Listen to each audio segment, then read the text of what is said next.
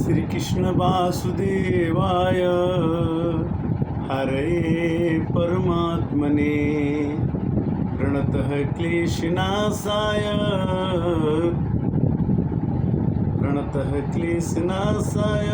गोविंदाय नमो नमः।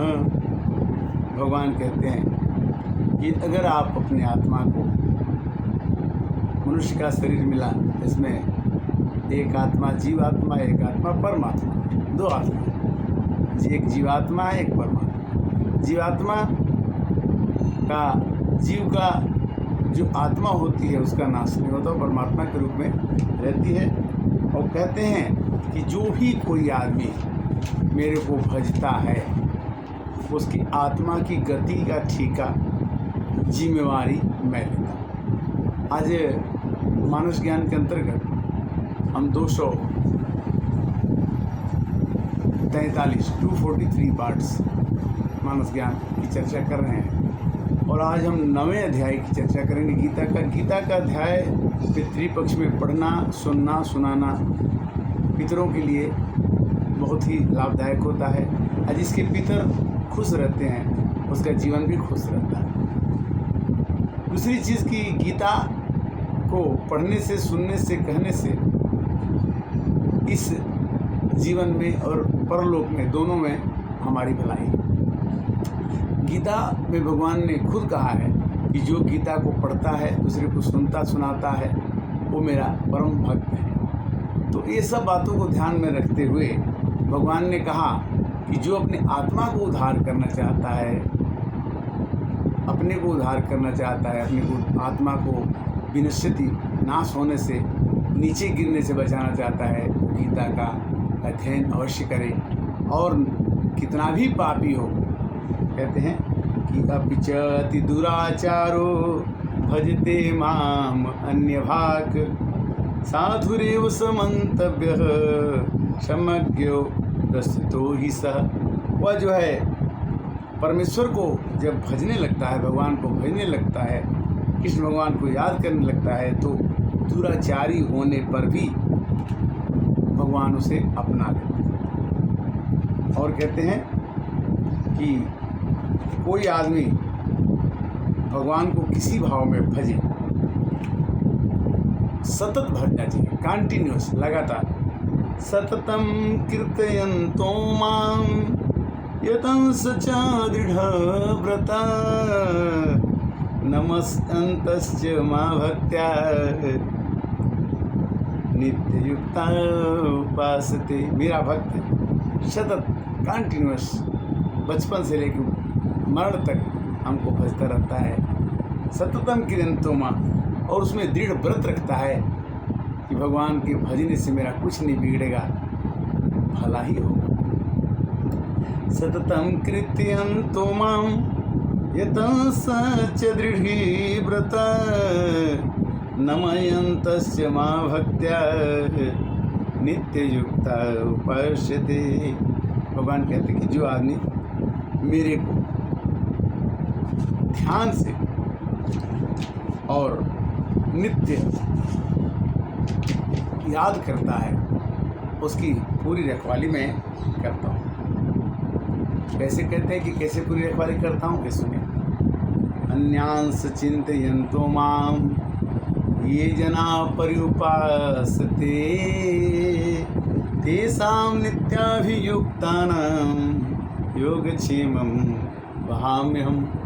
जो मेरे को भजता है उसकी पूरी योगक्षेम करता हूँ, पूरी उसकी रखवाली करता हूँ, पूरी उसके कार्य की देखभाल करता हूँ। किसको? जो अनन्य प्रेमी भक्तजन मुझको, परमेश्वर को निरंतर चिंतन करते हुए निष्काम भाव से। काम तो हम भी करते हैं और काम तो दुनिया में सब लोग करते हैं। कर्म के बंधन के कारण से ही हम राज विद्या को प्राप्त नहीं कर पाते। राज विद्या क्या है कि हमें कर्म के बंधन में नहीं फंसना है। कर्म का बंधन क्या है कि जो भी हम काम करते हैं भगवान की खुशी के लिए करते हैं, दूसरे को सुख पहुंचाने के लिए करते हैं। जिस दिन हम ये सोचते हैं कि ये काम हमारे फायदे के लिए है, उसी दिन हम कर्म के बंधन में फंस जाते हैं। तो भगवान कहते कि नहीं, अन्यांस चिन्तयन्तो मां ये जना पर्युपासते तेषां नित्याभियुक्तानां योगक्षेमं वहाम्यहम्। और भगवान कहते हैं कि देखो, तुम जब से पेट में गर्भ में थे तब से और जिस दिन मरोगे तब तक की रखवाली मेरी है। कैसे? अहम ही सर्वज्ञानं भोक्ता च प्रभुरेव च न तु मामभिजानन्ति तत्त्वेन सत्चन्ति ते। संपूर्ण जगों का भोक्ता भगवान ही है और परमेश्वर को तत्व से जो नहीं जानते हैं वो बार बार जन्म लेकर के आते हैं, जाते हैं, मरते हैं, दुखी होते हैं। एक बात और भगवान कहते हैं कि शुभ फलेरेवं मोक्षे से कर्म बंधने। अगर हम कहते हैं कि हम किसी काम में सफल हो गए तो हमने कर दिया, और किसी काम में असफल हो गए तो हम तुरंत कहते हैं कि भगवान ने गलती कर दी। तो भगवान कहते हैं कि तुम किसी भी चीज़ के ना शुभ को अपने अंदर में लो, आना अशुभ को अपने पास में। जैसे एक नौकर किसी दुकानदार के पास नौकरी करता है और दुकानदार के पास चीनी बेच रहा है, तो बोला कि चीनी 2 किलो खरीद कर दे दो, तो वो उसको जितना भी चीनी देगा तो वो अपने घर से नहीं देगा, किंतु चीनी वो कम देता है, ज़्यादा देता है, तो कर्मों से कर्म से विकर्म, अकर्म कुकर्म बन जाते हैं और मनुष्य कर्म के बंधन में फंस जाता है। कर्म का बंधन बड़ा कठिन है। शुभाशुभ फलेरेव मोक्ष से कर्म बंधने। कर्म के बंधन में फंसने के बाद आदमी को मोक्ष नहीं मिलता, क्योंकि शुभ काम को तो अपने पास मान लेता है, अब बुरे काम को कहता है कि भगवान ने कर दिया। संन्यास योग युक्तात्मा विमुक्तो माम पश्यसि। इसलिए योग का मतलब क्या होता है कि अगर हम योगी बन करके काम करें, अगर हम भगवान को कहते हैं कि देखो मेरे को ज़्यादा कुछ न तुम्हारा धन मैं लूँगा, न मैं तुम्हारे कर्मों के फल को मैं खाऊंगा, केवल मेरे को साक्षी मान करके चलो तो मैं तुम्हारे सब काम करूँगा। कैसे करूँगा? कि खाना खाते समय हरे कृष्णा, स्नान करते समय हरे कृष्णा, किसी भी काम को, अच्छे बुरे काम को करते समय भगवान को याद करके करिए, आपका वो काम प्रसाद बन जाएगा, वो काम आपके मोक्ष का कारण बन जाएगा, वो काम आपके निर्वाण का काम बन जाएगा। 9वां अध्याय 9वां चैप्टर कहते हैं, भगवान कहते हैं कि मैं क्या खाता हूँ सुन लो। पत्रम पुष्पम फलम तोयम यो मां भक्त्या प्रयच्छति तद अहम भक्ति उपहृत ममन्नामि प्रियात्मनः।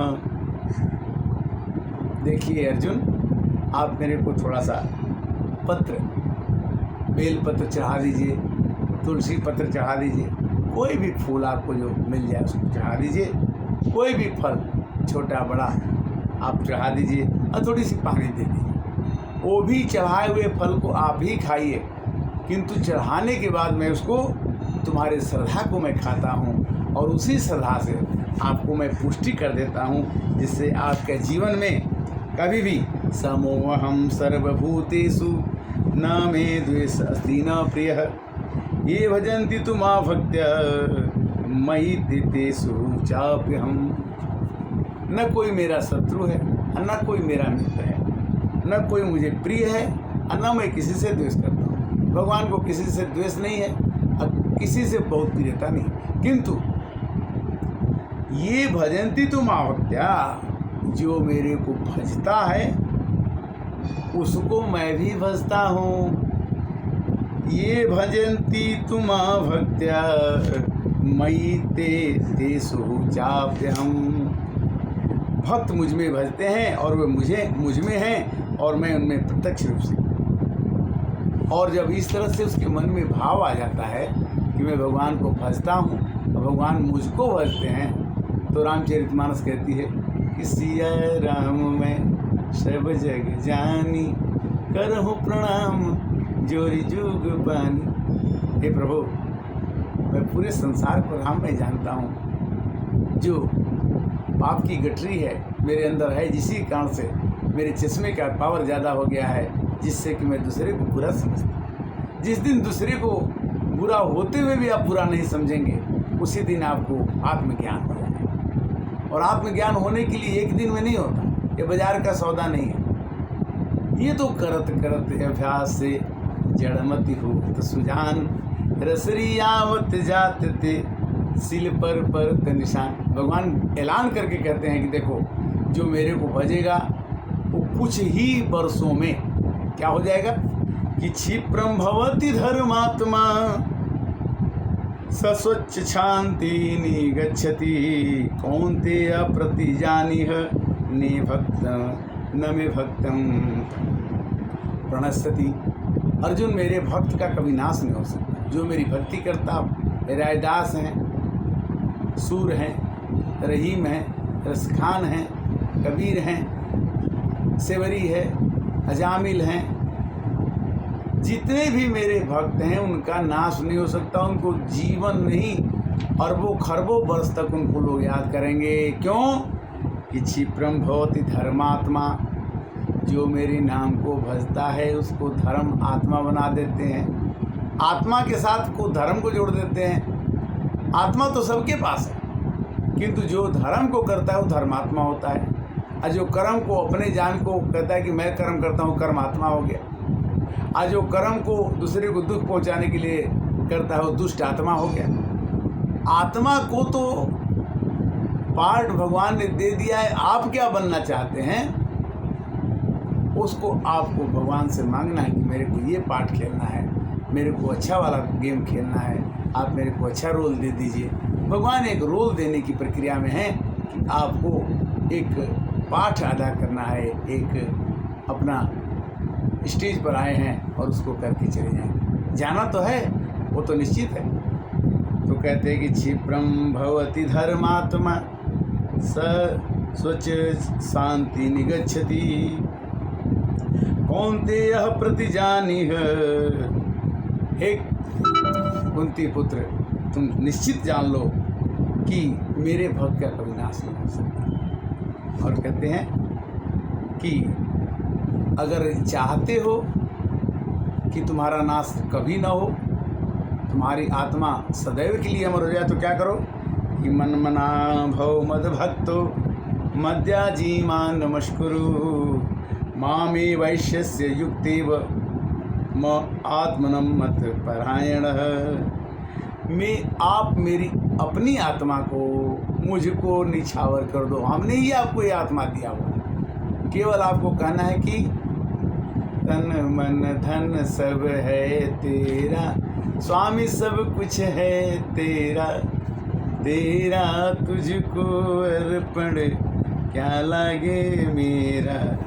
ओम जय जगदीश हरे। भगवान की उपस्थिति सब जगह है। आकाश में जैसे वायु है वैसे भगवान सब में हवा के रूप में निवास करते हैं, और भगवान में ही सभी चीज़ें समा जाती हैं, और भगवान ही सभी चीज़ को उत्पन्न करते हैं। मया तत् इदं सर्वं जगद व्यक्ति मूर्तिना मतस्थानि सर्वभूतानि जहम ते स्वस्थित। कहते कि सभी चीज़ों को बनाने वाला दुकानदार के पास हजारों वस्तुएं होती हैं, किंतु जिस दिन दुकानदार उसमें ताला मार देता है ना, तो दुकान टोटली हमेशा के लिए बदल जाती है। उसी तरह से संसार की रचना करने वाले भगवान कहते हैं कि जब भी तुम्हें समय मिले, और तुम्हें समय निकालना ही होगा, जरा और मरण, बुढ़ापा, मरण और ये बचपन, 2-3 अवस्थाएं होती हैं। इन अवस्थाओं में हमें भगवान के प्रति अपना स्नेह बढ़ाते रहना है।